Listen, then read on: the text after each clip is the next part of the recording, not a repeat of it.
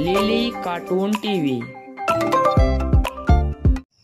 कालू और गोरी के पड़ोस में तोता और तोती रहते थे। तोता और तोती में बहुत प्यार था, जबकि कालू और गोरी आपस में हर वक्त लड़ते ही रहते थे।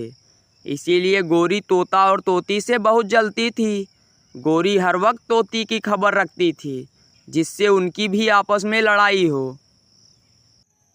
बहन, मेरा पति तो मेरे लिए रोज मीठे फल लेकर आता है, और तुम्हारा पति तुम्हारे लिए क्या लाता है? क्या बताओ गोरी, वह मेरा मिट्ठू तो कई दिनों से बस एक चने का दाना ही लेकर चला आता है। इसका मतलब मेरा शक सही निकला।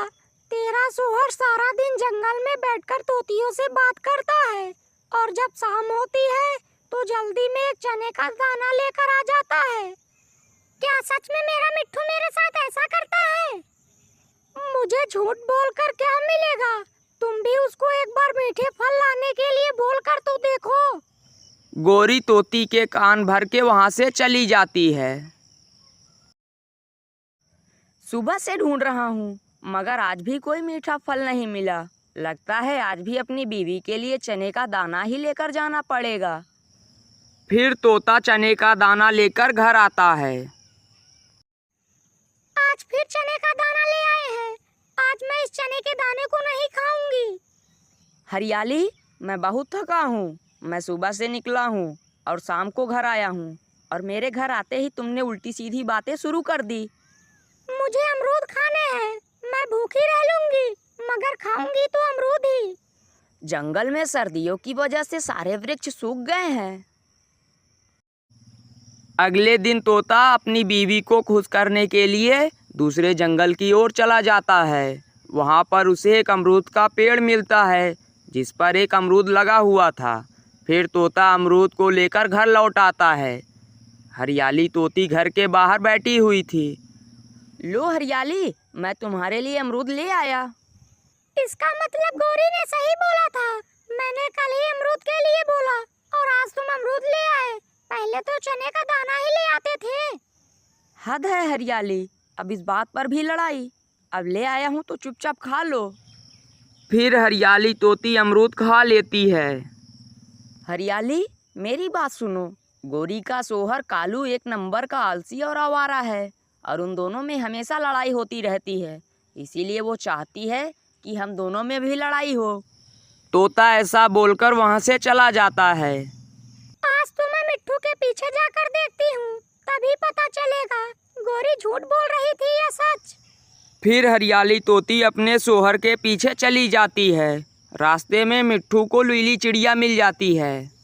तोते भैया, आपने अपने लिए दाना ढूंढ लिया? नहीं चिड़िया बहन, मैं तो कल से ही भूखा हूँ।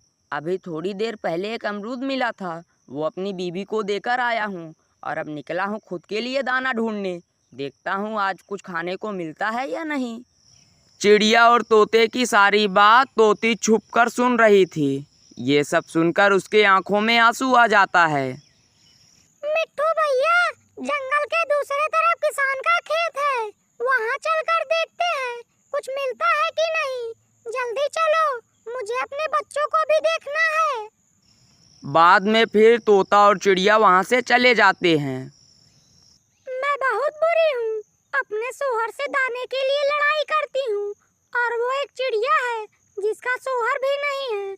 उसको दाना भी लाना पड़ता है, और अपने बच्चों की देखभाल भी करनी पड़ती है।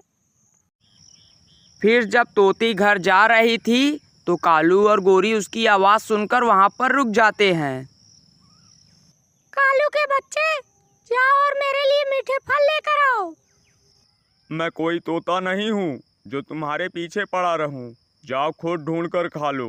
उस मिट्ठू चोंच वाले तोते से तो मैं खुद परेशान हूँ। अजी थोड़ी देर पहले एक बड़ा सा अमरूद लेकर मिट्ठू जा रहा था। मैंने बोला उसको खा लो, क्यों इतना बोझ उठाकर ले जा रहे हो? तो बोला मैं अपनी बीवी के लिए अमरूद लेकर जा रहा हूँ।